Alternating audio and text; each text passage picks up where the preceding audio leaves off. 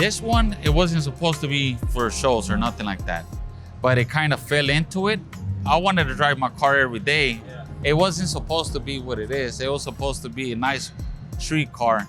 Everybody calls me Ernie. They call me Ernie G. I'm in the Valley. I sell chrome. We do engraving, chrome, gold, and we modified special parts on flat metal. We laser cut metal and stuff like that. So, and we'll come up with different designs of custom names and stuff like that.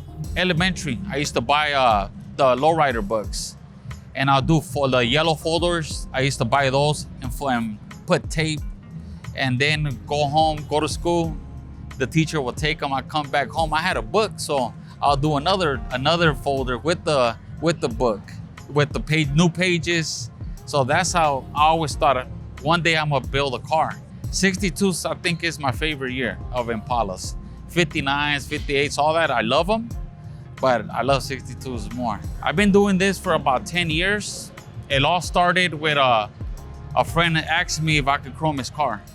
And I went to some guy named Tejano, and we started polishing. Next thing you know, we started chroming. Then we found the Castañedas engraving, and we started doing business with him. So we created a team. And this is kind of the business card. Life After That took 6 years. At every show, we try to add something new, just to add it, make it look a little different. I was gonna throw the car away.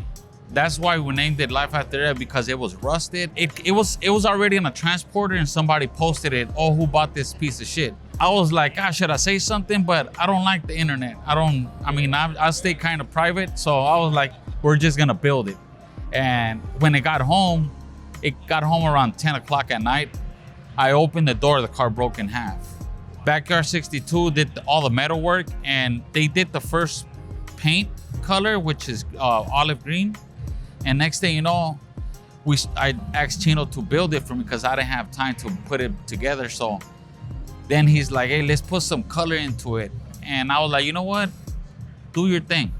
I'll come and check it out and see how it goes." He came in with a little bit of I want to have a hopper. I want my car, I want to put 8 batteries, 2 piston pumps in the front, and then we start adding little things. Like 90% of the customers that come to a custom shop, you know, "Oh, I only want a regular red, and then can you make candy? Can you make pearls? Can you make this, you know?" So we started adding things little by little. My name is Alejandro Vega. I'm known in the Lowrider industry as Chino Vega. I've been building cars for the last 35 years. I got 11 championships under our company. I'm the owner of Siena Customs. My first car that I did, it was my own car. It's Orgullo Mexicano, a 1979 Chevy Monte Carlo. The only car that I'm proud to say that has been in the Louvre Museum in Paris. 3-carat diamonds, 3-time traditional car of the year. I built a Violet Rose, which is a 55 Chevy truck of the year. And the one I took over, Double Trouble. I didn't build the whole car. It got built in 2 different companies. And then I took over, and we made a 3-time Lowrider Car of the Year, the first 3-time Lowrider Car of the Year from Texas. R&R did the interior. 818 Upholstery did the top with the lights. And Chino just started going off on all kind of new ideas how to make it better. When they allow you as an artist to do different things, and it's hard for them to understand your vision, you know what I mean? Like, "Oh, let's put gold, let's put green, let's put this kind of type of pearls." It makes your vision come to a reality. As far as paint, he allowed me to go as crazy if I want it. So I'm lucky to be sponsored by you guys. One of the best guys right now, Tropical Glitz. And I'm proud to be part of the team, you know what I mean? This is the first car, believe it or not, in my 30 years that I painted only pearls. I didn't use no candies. It's all pearls, which makes it different and harder for an artist that I used to do all candies. Normally I make a panel, present it to the guy, and I'm like, "Hey, what do you think of this?" And like most of the people that they don't really familiar with all the costumes, like, "Look, this will look like this in your hood, and it's a piece of metal, and it's like, paint it. If we don't like it, we take it off." And we're like, "Go for it." So I started painting different things. This striping was done by Leo. It's a guy that is really, really good in San Fernando. Unfortunately, he's not known, but he's been doing cars from a bunch of big people that is on the business. This is the first car that he does for me, top to bottom, as far as pinstriping and gold leaf by himself. He was the only guy that touched it as far as pinstriping. I like the detail. This is the first car that I run everything inside tubing. So you will see in the firewall, like it looks more like an AC tubings. It's not AC. I run all the electrical for the car. So you won't see no wires on it. The first time that I do those type of mirrors, most of the people that you see, you will see plexiglass. That's aluminum. That actually, I just cut the pieces, I give it to Ernesto. We engraving, we both sit down and like, hey, you should engrave this, chrome the rest of it. We make it look like that, but we are about the plexiglass. You know what I mean? We're not the same kit that you buy in the store or you can order online. Nobody has this. We're the first car having it, and we try to keep it like that so we can be unique. He's actually the engraver of the car, so everything that is chrome, gold, engraved, it was done by his company. Flaming this type of engraving right here. Western, it has more deeper cuts and more detail. I could probably do a flaming rim about 3-4 days. Western, it takes you about a week to do one rim. So it's a lot more detail on Western. Like, I think this is the car that is more rare as far as paint. Most of the cars that compete for the title, the full metal flake, we do a lot of resin metal flake, which is a whole different thing in metal flake. But as far as competing like this car, I think this is the only car in a regular base coat paint and pearls competing for a title. He already got the last 5 shows that he's been on it. He's second place, first place. He just became the Excellence Car of the Year from Impala's tour, which is a big thing. The Excellence Award is basically the same comparison as being the Car of the Year. And I mean, it wins here and there, but I don't really, I mean, it's the trophies and all that it's cool, but now we're gonna build something for shows. We're gonna start from the beginning and not go back 10 steps back. We're gonna start from the beginning, attacking every step, molding stuff, engraving. We're gonna change the engraving. We're gonna go off the wall with it, we're gonna build a contender. So that's what we're gonna do now.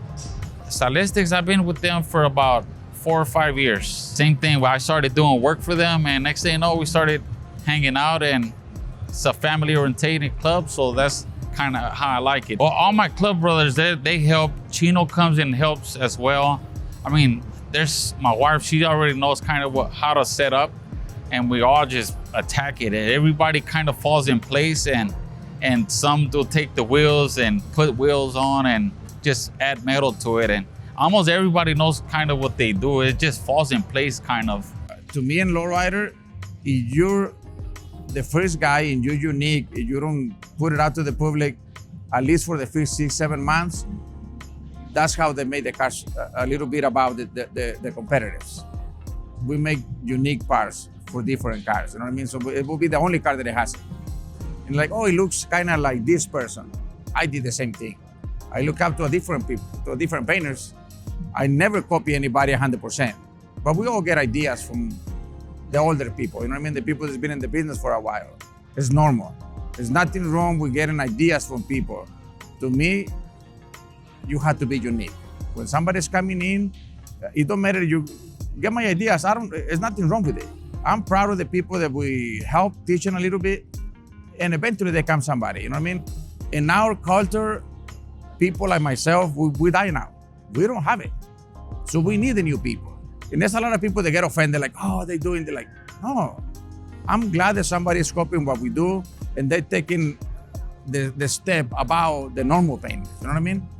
Most of my paints that you guys see, everything that I do is different. My cars don't look the same. Everything that I do is a little bit different. You know what I mean? Because I think you have to be, even in your own self. If you start copying your own things, to me, you die now as an artist. You don't have it on you. You know what I mean? You just copy somebody else. So you have to put your own little things. You know what I mean? Street, show cars, whatever makes you happy, build that, drive it, and be proud of what you do. Don't try to compete with people, copy or nothing like that. Just stay positive, man. Stay positive, humble, and you'll get to places. You know, stay focused and positive. And if you have a good girl that follows you, you're good. With family, they support you, sky's the limit.